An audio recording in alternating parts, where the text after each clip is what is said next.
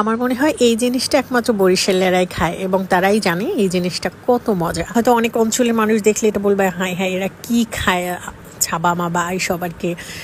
Mainly ডাব কেটে খেয়ে তো আমরা ফেলে দিই, কিন্তু সবসময় যেটা বানানো হয় তা না। আমি নিজেও এটা অনেক দিন পরে খেয়েছি। এখন বাসায় দেখা যায় ডেইলি একটা করে বা 2টা করে ডাব খাই আমি।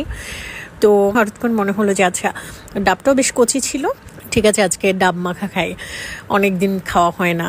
তারপর এই জিনিসটা কিন্তু আমার নিজেরও অনেক পছন্দ। আর যে কোনো ভর্তা মানেই তো আসলে আমার এই যে এখন আমি ভিডিওতে ভয়েস দিচ্ছি, আমার এখনই আবার মুখে পানি চলে আসছে যে হয়তো আবার কালকে বানিয়ে খাবো, এটাও হতে পারে।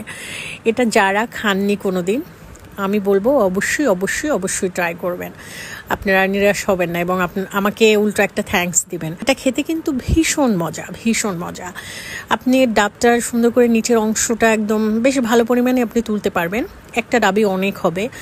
তো তোলার পরে ওটা ভালো করে ছেঁচে নেবেন, পাটাপোতা দিয়ে ছেঁচে নেবেন। তারপরে এটার সাথে মিক্সড করবেন তেঁতুল একটু বেশি পরিমাণে দিবেন, সাথে লবণ, তারপর সরিষার তেল, চিনি, আর হচ্ছে শুকনো মরিচ, মানে পোড়া মরিচ বিশেষ করে। আমার যদিও এখানে মরিচটা প্রথমে দিতে ভুলে গেছিলাম, পরে অ্যাড করে নিয়েছি শুকনো মরিচ।